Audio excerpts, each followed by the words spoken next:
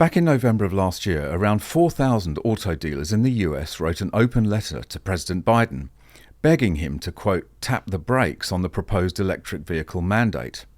It urged him to allow time for battery technology to develop, for EVs to become more affordable, for charging infrastructure to catch up, and for the consumers to actually get comfortable with the idea of an EV, if they ever do, that is. Predictably, the letter was met with a deafening silence from the White House. It appears the authors were not even offered the courtesy of an acknowledgement.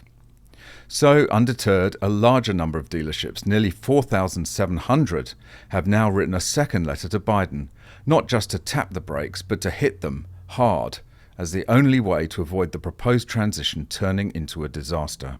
Welcome back to MGUY, British engineer and lawyer turned Sydney YouTuber. Please be sure to like, share and subscribe, hit the notification bell and drop a comment down below. EV mandates are a terrible idea, full stop. People were not forced to abandon the horse and cart when the motor vehicle arrived. They jumped at the opportunity for so many benefits a change brought. But not with EVs. After the Musk fanboys have picked up their Teslas and the early adopters have also got their fix, the average family is completely unconvinced by the prospect of an EV, even with massive government subsidies. Even Tesla has warned of, quote, notably slower growth in 2024, and its operating income was down nearly 50% from the last year, as the Wall Street Journal notes. The gathering headwinds fall against the backdrop of waning enthusiasm for EVs. Rival automakers are delaying investments, and executives are striking a more cautious tone about the level of consumer demand. Buyers are also expressing reservations about going fully electric. High prices for EVs and concerns about charging and range continue to weigh on purchase decisions. Hertz said it planned to sell about 20,000 EVs after confronting expensive repair costs and disappointing resale values on its fleet of battery-powered vehicles. The move was a reversal for a company that bet big on the technology. Hertz's commitment in 2021 to purchase 100,000 Tesla EVs helped send the electric car maker's valuation above $1 trillion for the first time. The market has been artificially inflated by corporate and fleet buyers, which have also skewed the figures. And now the subsidies are drying up, so is the demand for EVs.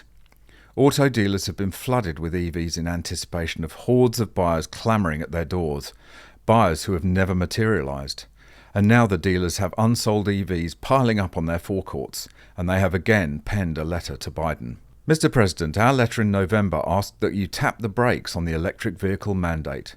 We now ask that you hit the brakes.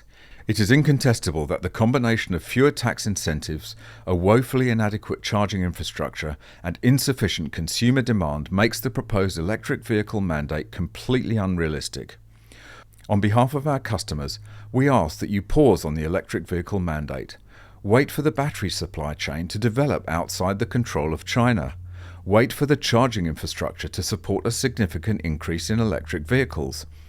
And wait for the American consumer to make the choice to buy an electric vehicle, confident that they are affordable and won't strand them because of a lack of charging stations.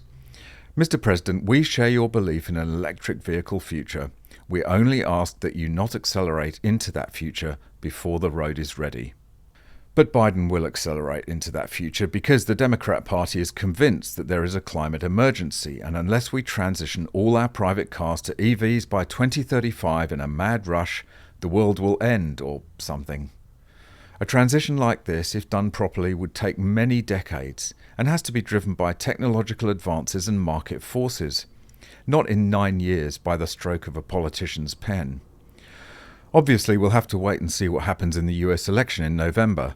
It could all be abandoned if the Donald gets in again. But either way, forcing such a transition on an extremely unwilling public is a very bad idea both practically and politically. The market will win.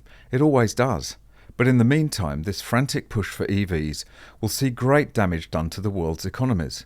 And I think at the end of the day, it will all be for nothing. That's it for this video. Thanks very much for watching. Really hope you enjoyed it. Drop a comment down below and let me know what you think. If you have any tips or stories, you can hit me up on Twitter, email or Instagram. And I look forward to seeing you in the next one. Bye for now.